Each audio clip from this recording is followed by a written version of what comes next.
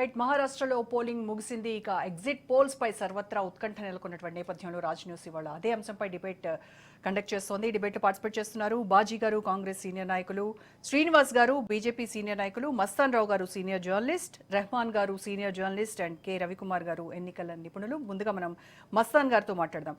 మస్తాన్ గారు నమస్కారం అండి. నమస్తే అండి. మస్తాన్ గారు, మొత్తానికి దేశమంతా చాలా ఉత్కంఠగా ఎదురు చూస్తున్నటువంటి మహారాష్ట్ర పోలింగ్ అయితే ముగిసింది. ఇక ఈవీఎం బాక్సుల్లో ఓటర్ల ఏదైతే నిర్దేశించారో అదంతా కూడా నిక్షిప్తమైపోయింది. మరి ఎగ్జిట్ పోల్స్ కి సమయం కూడా ఆసన్నమైంది. ఏంటంటారు, దేశంలోనే richest state, richest election, richest manifesto, richest politicians ఉన్నటువంటి స్టేట్ మహారాష్ట్ర. సో ఈ ఎన్నికలు చాలా కీలకం కాబోతున్నాయి, అటు కాంగ్రెస్ కూటమికి, ఇటు బీజేపీ కూటమికి.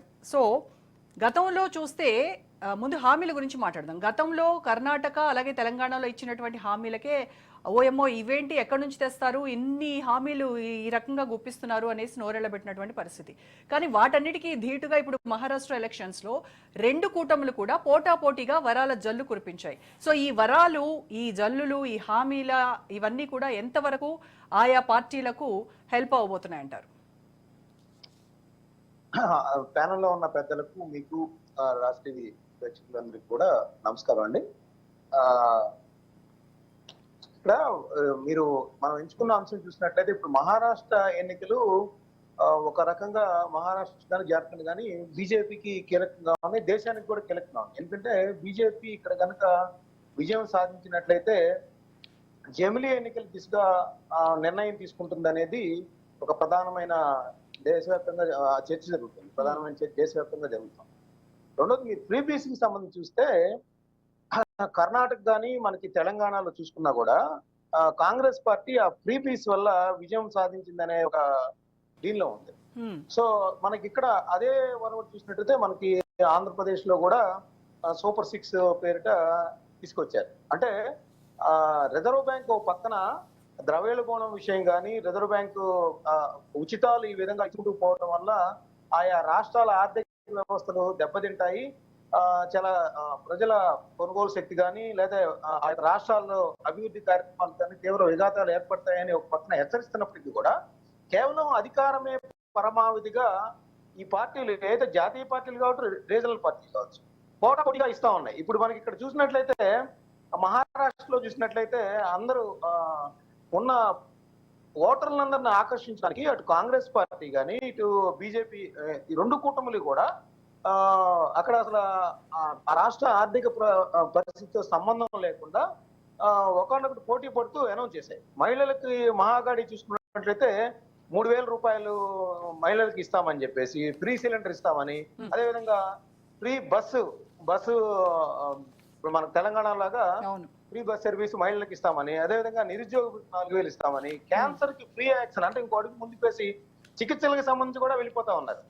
అదేవిధంగా IT workers work from home చేస్తూ ఉంటారు, వాళ్ళకి సంబంధించి కూడా ఎలాంటి ప్రయోజనాలు కల్పించే విధంగా అంటే అధికారంలోకి రావడానికి ఏ వర్గాల ఓట్లయితే అవసరం అవుతాయో ఆయా వర్గాలకి ఒక్కొక్కటి ఇచ్చుకుంటూ పోతా ఉన్నారు.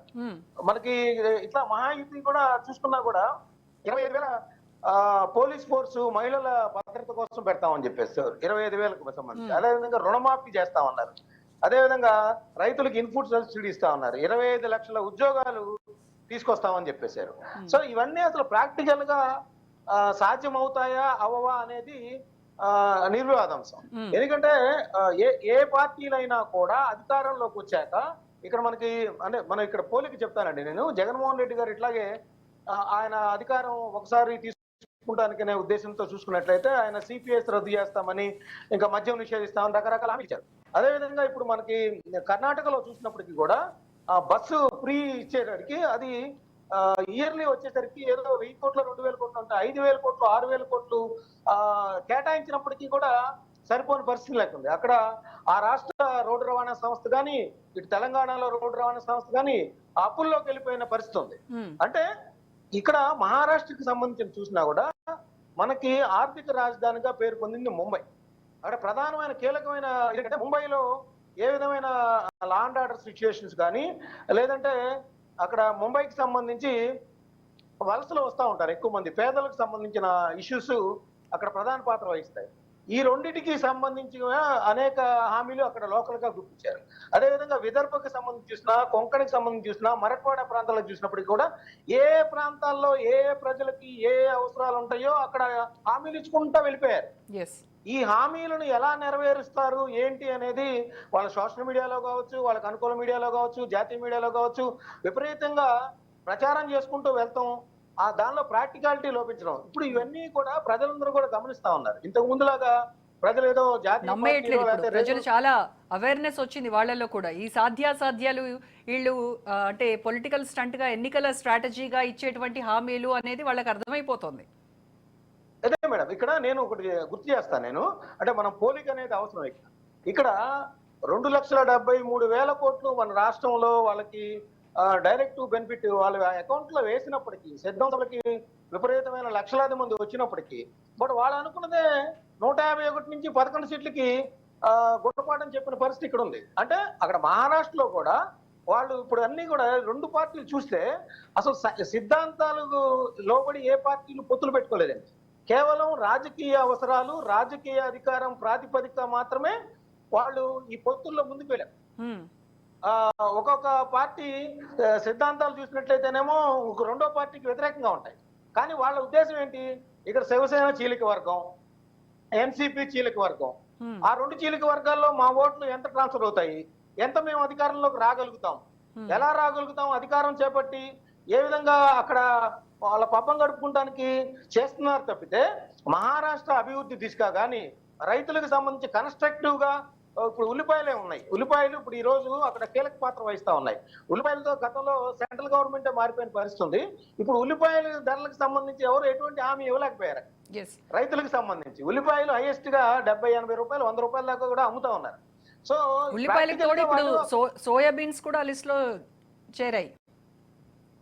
ఖచ్చితంగా అండి. అసలు నిత్యావసర సరుకులు ద్రవ్యోల్బణం కూడా పెరిగిపోతా ఉంది. దానికి సంబంధించి ఎవరు పట్టించుకునే పరిస్థితి లేరు. అందరూ కూడా అధికారం ఒకటే. ప్రజలు ఎటుపోయినా పర్లేదు, వాళ్ళ యొక్క నిత్యావసర వస్తువులు, వాళ్ళ జీవన విధానం ఎలా దెబ్బతింటుంది, వాళ్ళు ఏ విధంగా అప్పుల పాలైపోతున్నారు, వాళ్ళ కుటుంబాలను ఏ విధంగా వాళ్ళు ముందుకు తీసుకెళ్ళలేకపోతున్నారు. అటు ఎడ్యుకేషన్ కి సంబంధించి కానీ, అంటే ఒక పక్కన మన రాష్ట్రంలో కానీ జాతీయ స్థాయిలో చూసుకున్నా కూడా విద్య, ఆరోగ్యానికి సంబంధించి ఎప్పుడో ప్రభుత్వాలు వాళ్ళ బాధ్యతలు విస్మరించి అవన్నీ ప్రైవేట్ పరం చేసేసాయి. అసలు ప్రజలు ఏ విధంగా ముందుకు వెళ్ళాలి, ఏ విధంగా జీవించాలి, వాళ్ళ కొనుగోలు శక్తి ఎలా పెరగాలి, మహారాష్ట్రకు సంబంధించి ఉద్యోగ అవకాశాలు ఏ విధంగా అక్కడ చదువుకున్న వాళ్ళకి కల్పించాలి అనే దిశగా కాకుండా లోకల్ గా అక్కడ ఆయా ప్రాంతాలు విదర్భ, మరట్వాడ, కొంకణ్, ముంబై ఈ ప్రాంతాలకి స్థానికంగా ఉన్న ఏ తీలిస్తే ఓట్లు వస్తాయి. ఆ ఓట్ల ద్వారా మనం ఏ విధంగా అధికారం రాగలుగుతాం అనే విధంగా ముందు. అదే విధంగా మనకి ఇప్పుడు మీరు మహారాష్ట్ర ఒకటే చెప్పారు మేడం, నేను జార్ఖండ్ విషయం జార్ఖండ్ లో ఏంటి, జార్ఖండ్ లో కూడా ఏంటి, అక్కడ అమిత్ షా గారు వెళ్ళి అక్కడ ఉమ్మడి పౌర స్మృతి తీసుకొచ్చేసేస్తాము, లేదంటే 25 ఏళ్ళు జార్ఖండ్ రాష్ట్రం ఏర్పడి కాబట్టి 25 హామీలతో మేము మిమ్మల్ని ఎక్కడికో తీసుకెళ్తాం, మమ్మల్ని అధికారంలోకి తీసుకురండి అనే హామీలు తప్పితే అసలు జార్ఖండ్ లో ఎదుర్కొన్న సమస్యలు ఏంటి, అక్కడ గిరిజన ప్రాంతాల్లో గిరిజనులు ఇప్పటి వరకు ఎదుర్కొంటే వాళ్ళు ఇంకా వెనకబడి ఉండడానికి కారణం ఏంటి, ఇది 25 సంవత్సరాలైనా కూడా ఎందుకు ఈ విధంగా వెనకబడి ఉంది? బీజేపీ కేంద్రంలో అధికారంలోకి వచ్చిన తర్వాత జార్ఖండ్ అభివృద్ధికి తీసుకున్న చర్యలు ఏంటి ఏం చెప్పట్లా. 25 హామీలు ఇస్తాం, మాకు ఓట్లు వేయండి, బీజేపీని జార్ఖండ్ లో అధికారంలో తీసుకురండి. సో ఇప్పుడున్న అక్కడ గిరిజన నాయకత్వాలు ఎవరైతే ఉన్నాయో వాళ్ళు ఏమంటే మేము గిరిజనులకు మేలు చేస్తాం కాబట్టి ఇప్పటి వరకు కూడా మేము అదే విధంగా ముందుకెళ్తున్నాం కాబట్టి ఇప్పుడు ఆ శిబు చరణ్ గారు కానీ వాళ్ళ మద్దతు ఇస్తున్న పార్టీలు కానీ వాళ్ళు వెళ్తా ఉన్నారు. అంటే ఇక్కడ టోటల్ గా ఇప్పుడు సినారియో ఒక దశాబ్ద కాలంగా చూసినట్లయితే అధికారమే పరమావధిగా పార్టీలు ఈ ఫ్రీ బీస్ ని అంటే ఉచితాలని ముందుకు తీసుకెళ్తున్నాయి తప్పితే ఒక అభివృద్ధి దిశగా కానీ ప్రజల కొనుగోలు శక్తి పెరిగే విధంగా ప్రజల జీవన ప్రమాణాలు పెరిగే విధంగా ఎవరు వివరించట్లేదని నేను చెప్తాను.